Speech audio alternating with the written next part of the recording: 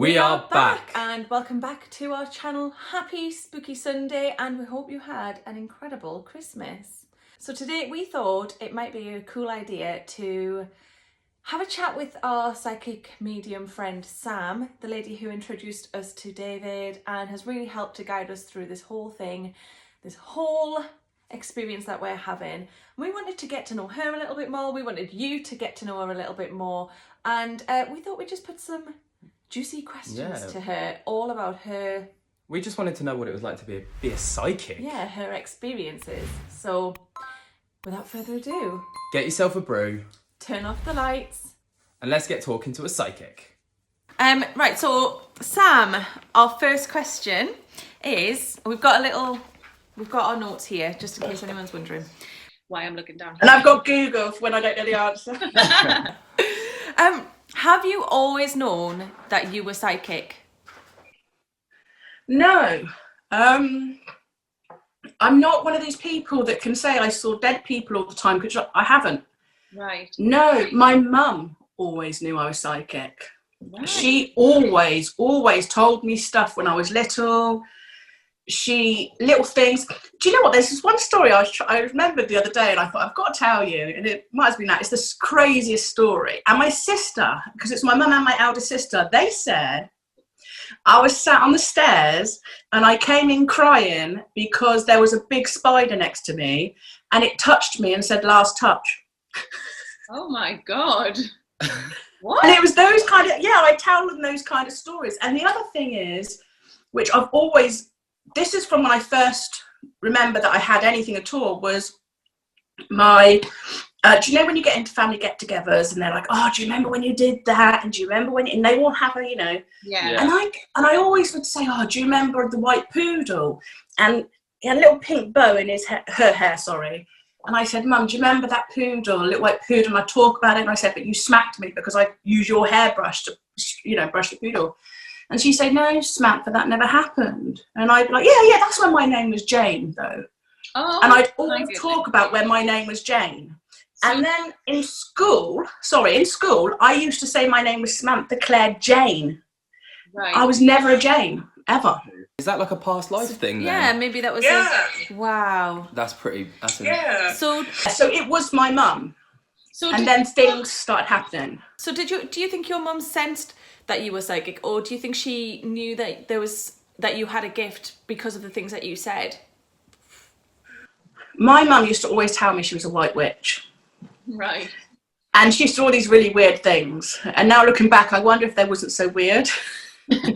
But, she just, I don't know, she just used to always say things. And then as I grew up, I used to have certain things.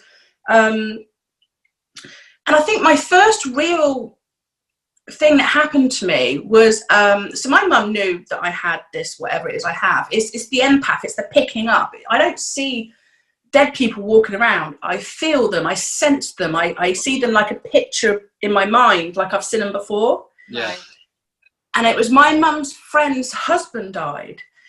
And I kept saying to my mum, no, I had a dream, because it started with dreams. And I said, I had a dream. And I said, he was sat in this old wooden room with like old wooden chairs. And there was someone sweeping up around him. And I explained the suit he had and the colour tie, everything. And I said, it was just so weird how he was looking down at himself, really sad. Like there was no one around. And the next day was my mum's birthday, and she said, please do not read Maureen over the table. Do not say nothing to Maureen about you, husband. I was like, all right, then I won't. So we got to this table, long table, and Frankie and Ben is, and I was like, I'm sitting right at the edge, and she was sitting at the other end. And I thought, I can't be more opposite. But then my sister comes in with a pushchair, and she's like, oh, Maureen, I need to get the pushchair in the side. Could you, Maureen, come and sat right opposite me like it's a reading. So I'm looking at my mum, and I'm going, I'm trying. And your mum's going, don't you dare. Yeah, she's like, so I was like, okay. So I'm eating, and if you have this, you'll know what I mean. It stirs, and you're like, I can't do anything with this, and it's there, and it's there. And then she started talking about him to me. And I was like, oh. And then I just told her, I said, Maureen, I had a dream. And I told her everything. Oh. And she got this phone out of her handbag, and she said, was it this? And it was him in that suit and everything, and it was their wedding day. And I said, oh yeah, that's exactly it. And she goes, yeah, he wore that at his funeral. And she said, and the reason why you saw the wooden chairs and everything and all the old thing is because he had his wake in the old village hall, town hall, because that's where he worked. Wow. And so so as soon as that happened, that's when my mum started to really kind of like say, Sam. And then unfortunately, sadly, about a week later, I'm in the bath and I'm crying. I don't know why. I'm just crying. I end up calling my mum from the bath, and I said, Mum, I'm looking down at my hands. I'm holding something in my hand like it's someone else's hand in my hand. Right. And I said, I'm not feeling like I want to be here anymore. I said, I've got a strong feeling this is Maureen doing this and holding Terry's hand. So Mum said, I'm going to ring her. And she rang her, and Maureen. And the other thing is I described the sitting room, the living room. I described the bookcase, everything. My mum's like, that's Maureen's living room. Wow. So she phoned Maureen, and Maureen at that time was doing exactly what I said, and she was contemplating joining him. Oh. And because of what I told her over the phone, and that he said she's not to do anything like that, she never did, and she's lived a really good life. Oh, that's Thank incredible. goodness. Thank goodness for you. But how old do you think? Yes, that's why. How old were you when that happened? Were you quite young, or? In my 20s. Yeah. When I was young and I just did things. But this never really happened until my 20s, because I had quite a wild teen years, and we won't go into it. But what I will say is I would have never have known if it was a real ghost or not. Okay, yeah, I catch that drift. Catch the drift, I catch that drift. So that's So in my 20s, yeah, that's when it really started. And then the more I believed, the more my mum pushed me, the more I just knew. See, that sounds to me like when you kind of first met Lainey and you told her that she had something, and like ever since you've been like, look, you've got something, like you've got it. Yeah. It's like it kind of seems like you've either got it or you don't. Is that fair to say, or do you think everyone's got it? Well, you can get it though if you tap in, if you do all the things that people say and you tap into it, and you can become a medium. It's all about opening yourself up to it. It's all about believing and opening yourself up, and you can make yourself a medium. Right. Do you feel like for you it got to a point where you couldn't ignore it? It was almost calling on you, or do you think that it was something that you had to work on to get there? Was yours quite a natural progression, or was it something that you pushed for? Well, you know that we do the spirit board. Yeah. So I used to do the spirit board with my mum and everything, and my spirit guide used to come through and speak to me on the board. And so he used to tell me, and she used to tell me, like Rosha was one of them, and she was like an Apache Indian, and Stephen was from my past life, who told me about when we were married. Right. And so that's how I found out a lot of it, is through the board with my mum again and my brother and stuff like that. So then they started saying, get some angel cards, which were these. I bought these when Spirit told me to buy these. Right, okay. They're beautiful. Yeah, so I got them, and they said to start doing it, and that's what I started doing. And then from then I did my sister's friends, and then other friends, and just a little bit like that. But that was the reading. The psychic part of it, as I was saying to Lainey, was the thing that you said about David, like the tugging on your feet and stuff like that. Yeah. I've had that all the time. Like, I know, I get it in my gut, and I've saved my kids' lives so many times because of that gut feeling that you get and that pull in. So just quickly, we'll put in that clip of me explaining that, so that if anybody hasn't seen it, we've got a bit of context. Yeah. Hey everyone, I just wanted to come on here and quickly tell you about a story that happened to me last night / this morning. That was a bit weird and spooky and a bit freaky.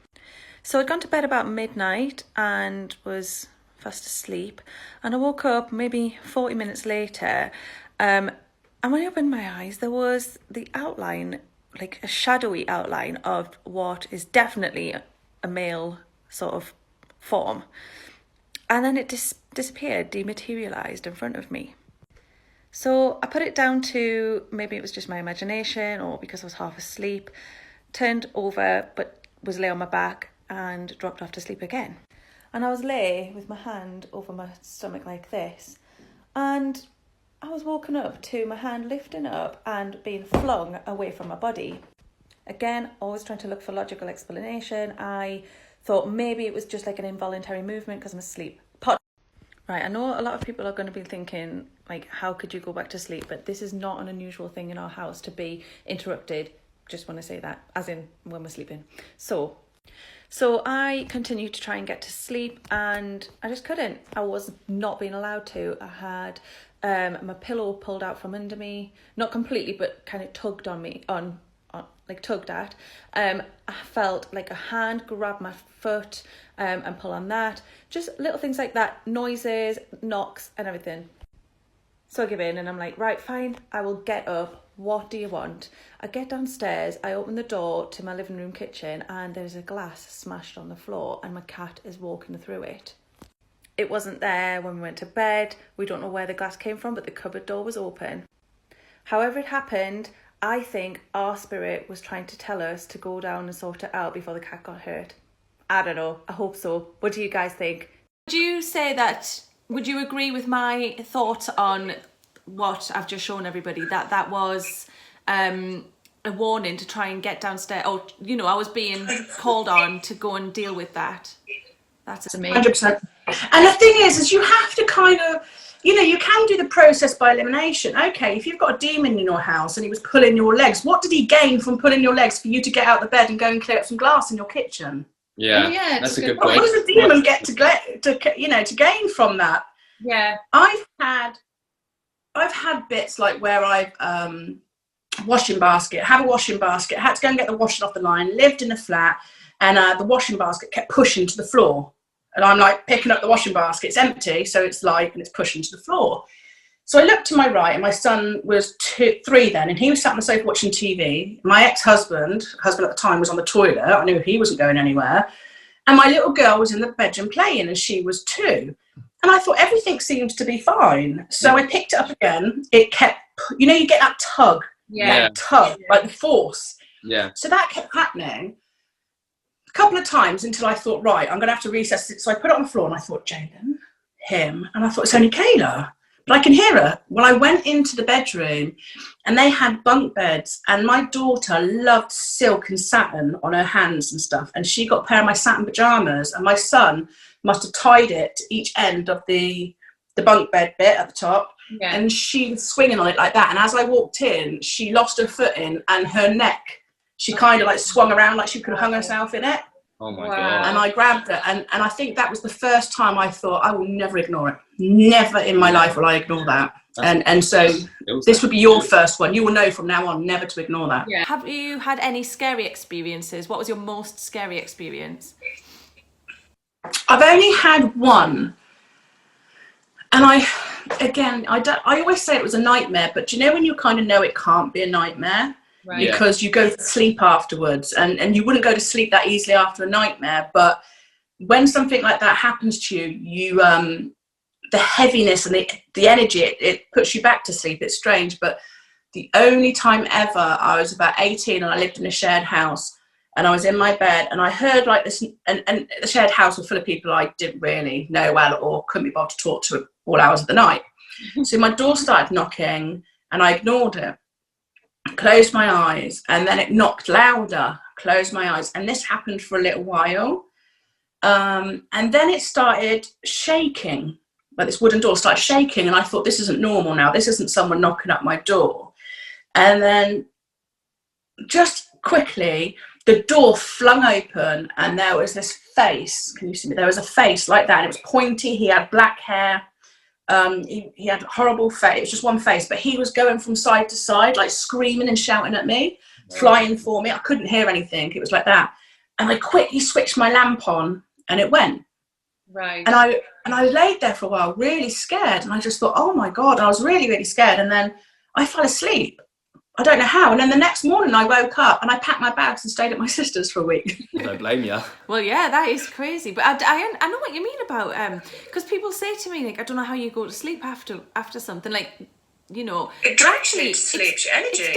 It's different. It's not, I don't know how to describe it. If I have a nightmare, I can't go back to sleep. I have to calm down. Yeah. But with... Yeah, exactly that. I don't know. Yeah, it's really But that's the only bad thing I've ever had. And I was 17 and... Maybe, so that would have been during the time that you were starting to kind of open up psychically then? I actually think it was. I think it was when I started to, because people in the house would talk about ghosts and all the house is haunted and this and everything like that. And when I'm around people that talk about it, it's kind of have these little things that like, hello? Right. And they start opening up. So yeah, it probably was. It wasn't nice, but it never... Yeah, I've No, got but no, I've never. Not even the board. So, can you explain to us how you receive messages? Because I know some people will say they can see spirit, and some people can say they can hear. Yeah. But what about you? How do you receive your messages? Like a thought. It just comes into my head like a random thought. It takes a lot to get used to it and trust what you say. Because when I first started readings, I'd be like, oh, I want to say something that's just popped in my head and I wouldn't know. And in the end, I just say it now and they're like, yeah. And the more that happens, the more you trust your instinct and the more you trust it. I feel as well. I can, like if I was sat with someone that, you know, and their uncle's come through and he's had a heart attack, I will start having chest pains. Right. And I'll be like, okay, I'm having chest pains. And a lot of people that I've had that have passed with lung disease, I'm like trying to breathe when I'm talking to them, like, right, it's my lungs. And as soon as they say, yes, this happened, it goes. Yeah, they do certain things because I had this lady, she sent me a message on Facebook saying she wanted a reading and everything. She went, but please don't look through my Facebook.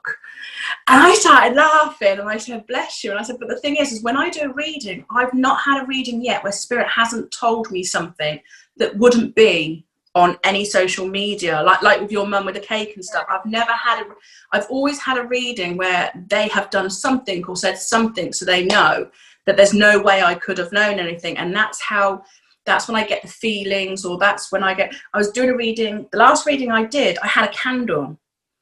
And I was doing this reading with this lady and her sister had a reading previously and we figured it out. And I was talking to her and then this bit of candle, it's the first time something's actually happened like that. A bit of the candle snapped off and flew across my table. Right. And I just thought, okay, what happened there? And when I turned around to her and told her what happened, she started laughing and she said, this happened to her a couple of months ago when she said, Nan, prove to me that you're around.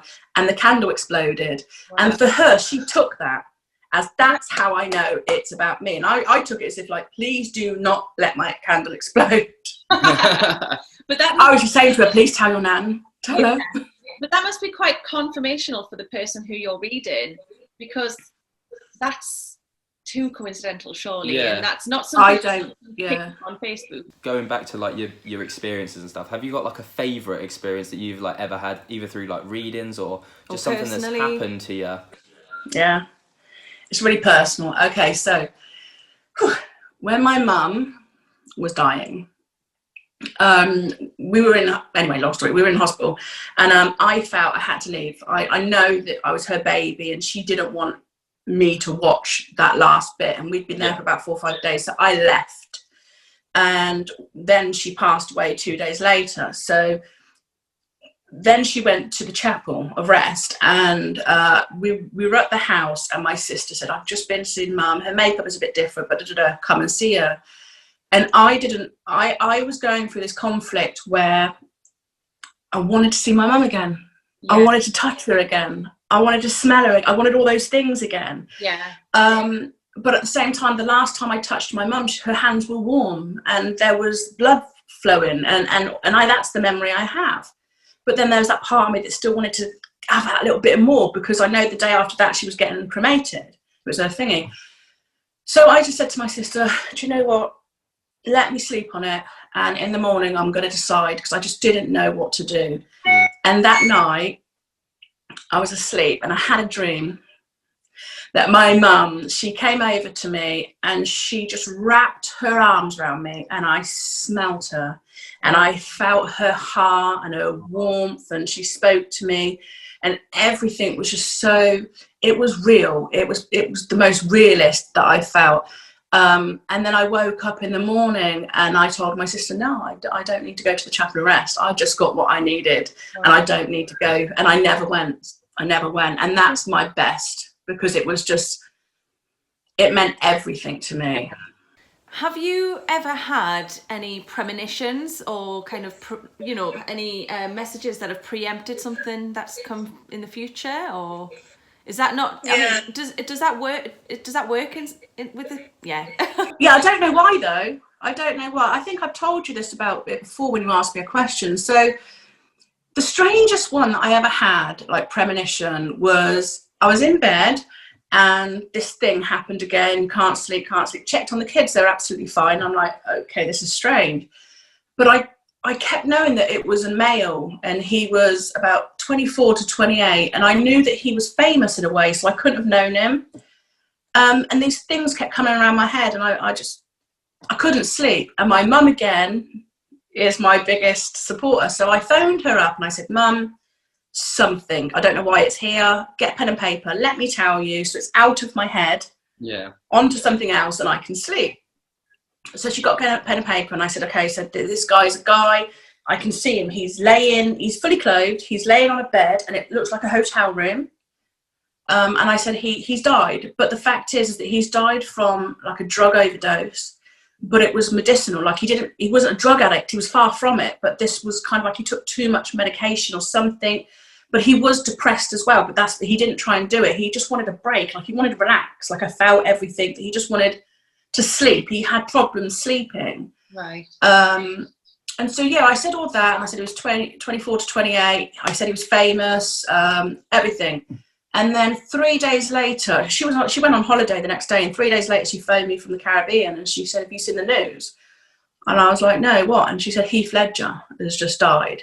And he was 28, he died on the hotel bed out of a drug overdose. Oh my God. Yeah. But do you know what's bad about that is I remember taking my kids to school that morning and I wanted to cry because I thought, how was I supposed to stop that from happening? How could I have possibly done anything to stop this man from, and there's nothing you can do. So they're not great. And I don't know why I was given it. I just was. It's so interesting. Oh my God. Wow.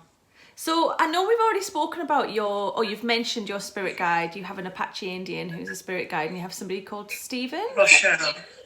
Yeah, I got Rochelle, Stephen, my mum. And your mum, yes. So can you tell us a bit about them? Rochelle, she was on the board. I met Rochelle. She's the first person I met on the board. And she's here now. And the reason she's here now is because my right knee feels like there's someone sat on it whenever she's around. So whenever I start to do reading and I feel my knee go, I'm like, we're all good.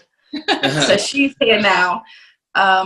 Stephen came through on the board and he was the most, it was with Stephen, he came through and when I was a kid, I used to have you have a pretend friend, and I used to call my pretend friend Stephen Jeans. I don't know why. So it was weird when his name was Stephen. Wow. And Stephen told me that we were married and we have one boy and one girl, and that me and my daughter got sick and we died of the plague, and him and my son survived. Yeah. And he said he's followed me through all of my lives, just waiting for me to be with him. But I just keep being reincarnated. I just keep working and working and working. Oh my God. Yeah. And he said my name was Claire. My middle name's Claire.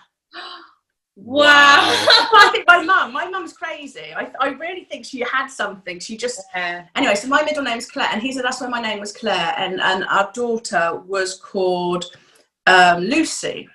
Right. So this happened, and then I was going through a bad marriage, and my ex-husband made me abort our baby. Right. It was really stressful for me and stuff like that. But what happened is about 5 days after this happened, we weren't on board, and Stephen came through and said he's got Lucy. And I said, Lucy, and he called my unborn baby girl Lucy, to the point where she was going to get reincarnated about a month later. And I asked if she can come and spend the night with me. And I felt something in my bed that night. Yeah. Goodness.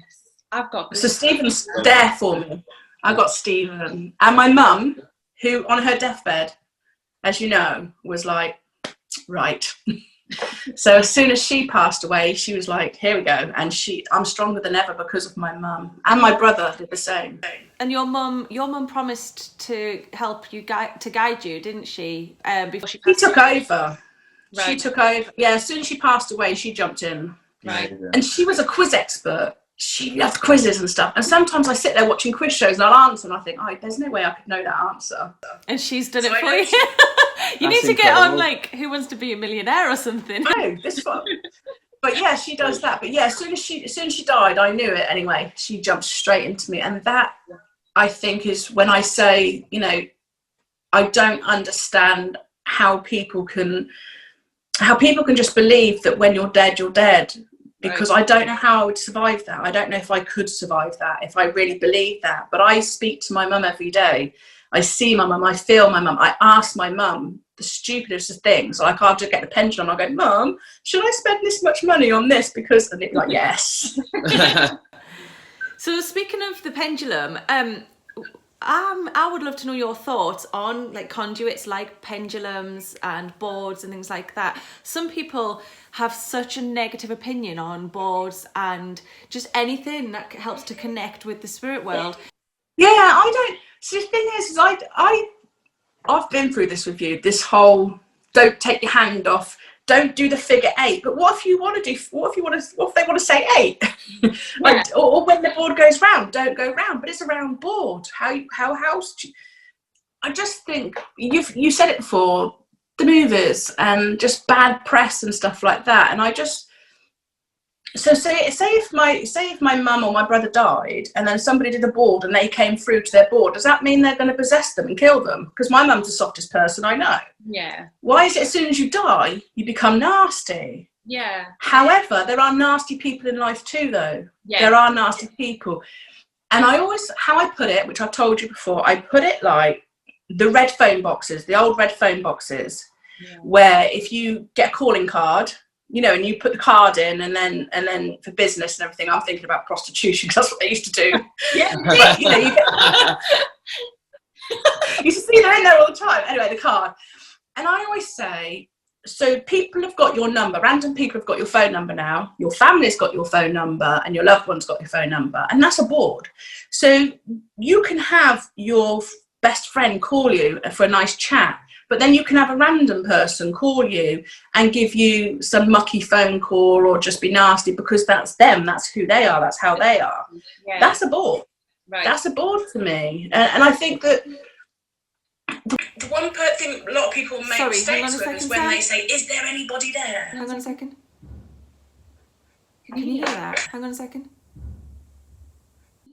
No, but hi, David.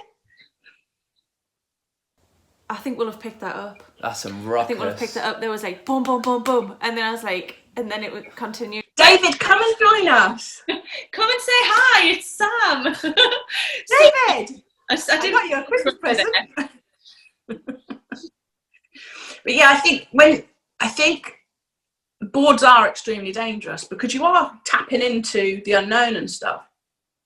But I've just got a different. I've never had a bad board. I've opened it with prayer. I've asked for specific people to come through. I speak to my mum and brother, and I've never had a bad. So I'm not a good person to kind of, because I know people have had bad experiences. As long as you're protecting yourself, being respectful, and you know, doing all those sort of, I don't know, like. It's your intentions. Yeah. Have good intentions. Have nice intentions. Don't start going, oh, if you're really a spirit, do this, do that. Well, hang on a second. If you speak to a person like that in the street, they're going to say, piss off. Yeah. So why speak to spirit that way? Just treat them the same way you would treat a human, because they're still the same people. Yeah. Is it something that you can switch off, or are you constantly psychically tapped in, or can you just be like, right, it's Sunday night, I want to switch off, like, bang, there it goes. You know, like. I did switch off for years when my mum died, because I felt I did everything I was supposed to do to work with spirit and like that, and I believed and did anything you could do. And when she died, I thought, what's the point? And I switched off. I didn't believe in God. I just nothing. But I I went to therapy. I was all right. And then I took myself to a Christian church, so that I could find my belief in God again, because I can't do this unless I believe in the, you know. And so I started to go, and there's this lovely man called Pastor Grady, and I would say to him, I don't believe in God because what he, you know, my mum and everything, and he would explain to me how God can't do everything. He's one person. He can't be in charge of absolutely everything. Yeah. And not only that, my brother was really sick at the time that my mum died. And when she died, he got better for years before he died. Right. So I know that she did it for him as well, you know, to give him a chance. So I did shut down then with my non-belief. But if now, I don't think I suffer from agoraphobia, and I've been to hypnotists to see if they can stop that, but they can't put me under. I can't switch off. Like they say, close your eyes, you're in a peaceful thing. And I'm like, oh, hi, Mum. And I'll have a chat with my mum, and then they say, you're asleep. And I'll open my eyes and go, no, I'm not. So it wouldn't work. Can't put me under. It's so funny.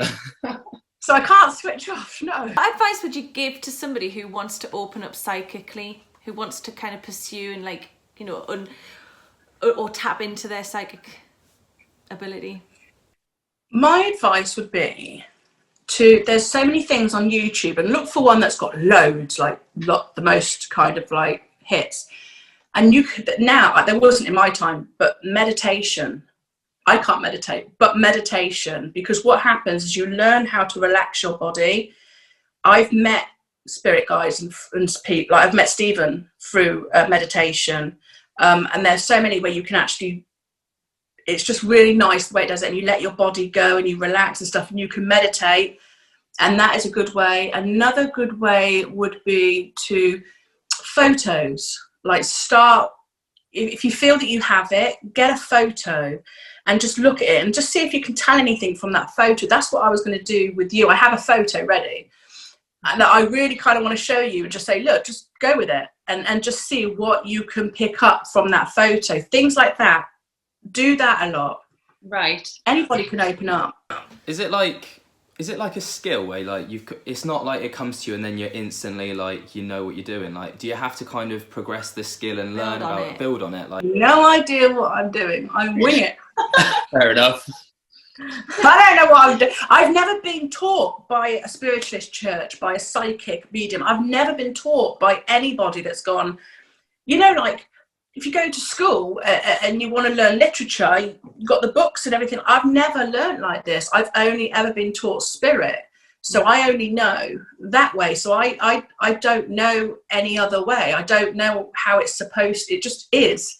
And I just, every day I just think, I'm blessed and I'm happy and I'm lucky, because for as long as I've got this, it just is. And it's such a beautiful feeling. I love it. I mean, like every time I do a reading for someone, the feeling of the spirit connecting with their loved ones, the love and everything they have on them. And then the moment the person that I read to knows that I have their loved one, and that switch where they're like, you really, just that moment there where they join is a drug for me. It's just the best feeling ever, and I miss it when I used to do readings at this table for my friends, and then COVID happened, and I miss spirit. I really miss talking to spirit. Gosh, that's so lovely. And that's why I love David, and I love how you love David. Yeah, I don't care if you notice when anybody says anything negative about David, I'm like jumping on it, like, you better leave him alone. They're not getting rid of him. Questions? Yeah, that's it. Like, that's all of our questions done now. So Oh, good. thank you so much. Honestly, like, yeah, like, okay. Thank you for coming to speak with us. Like, it was really interesting because, like, for all, like, I'm sure other people will be interested to know about this. Like, we were genuinely, like, really, we just really wanted to know this as well. So. Yeah, because there's so much. It's you know, it's intriguing. It's intriguing that somebody like you. But I'm just one person, so this is why I always say I'm not going to tell you what to believe and what happened. I don't know. I'm just one person. I can only tell you my truth. Yeah. And I say this to you all the time. I can only tell you exactly my truth, and I can't do anything. And I just want to say, I was talking to Ben earlier, because this was really important to me. This young girl, she was 12 or 14 years old, messaged me last night. Right. And she was the politest little girl. And she was like, I'm so sorry to bother you, Sam. And she said, but I wonder if you can help me. And she said her granddad had died, and he had died in such a painful way. And that it was really, you know, she was really upset and everything like that. And she just wanted to know that her granddad was okay and was he around. And I kind of messaged her back and explained everything. And so, you know, like, this is your body. This is where all your nerve endings are and your blood cells are. And this is where pain comes from. Yeah. When you leave your body, you are now a soul, and there is no body bits to have pain. And I explained the best I could to her and said, your granddad's always around you. He's absolutely fine. And she came back and she was like, thank you so much. I feel so much better. And I think to do that to someone at such a young age, if everybody at a young age can do that, then they're going to be nice adults, because you've got these 50-year-olds that are still very, you don't have to believe in it. That's not what I'm saying, but you don't have to put it down and judge it and tear it apart and spit on it. You know, I agree. I completely agree. Believe whatever you want, but don't. You know, and that is. This is what made me want to do this video. This is what made me kind of think, no, I am on the right path, because this young girl, I've just saved her, and she's just saved herself. Years upon years upon years of torture, of thinking her granddad was in pain. Well, we're so grateful that you've come to, well, that you're joining us with this video, because it was important to us to kind of get you on here and ask you these questions, but also we realise what a big thing this is for you. I know that you're a very private person. You don't often like to share yourself, especially on any sort of like online platform. So thank you so much. You're welcome. So that was our chat with Sam. We really hope you enjoyed it. We learned so much. Yeah. And hopefully it answered a bunch of questions that you guys have or have like asked us in the past. If you're interested in having a reading with Sam, we'll leave her details to her Instagram. You can contact her on there. She does kind of like readings over Zoom and, you know, WhatsApp call and things like that. And she is wonderful. She would really, really be more than happy to have a chat with you all. Definitely. And I mean, hopefully it kind of showed, like, there's a lot of people like from our past videos where Sam's been on there and like kind of said they weren't too sure on it, but hopefully this has kind of cleared it up and kind of shown you the Sam that we know. Yeah, and just how genuine and kind of honest she is. So hopefully you enjoyed this video. If you did, be sure to give it a like, subscribe, tickle the bell notification. Don't even start, it's Christmas. I'm not fighting you, it's Christmas. Come and find us on our social medias as well. It's at Lainey and Ben on Instagram, TikTok, Twitter and Facebook for more kind of things like this. Let us know what you think about the things that you've learned from Sam and that we've spoken about together. Do you have any other questions that you'd like to know that we could put to Sam in future? Yeah, all that's left to say now is thank you so much for joining us for yet another Spooky Sunday. Go and get yourself a big glass of whatever you fancy drinking. And yeah. Peace. Bing!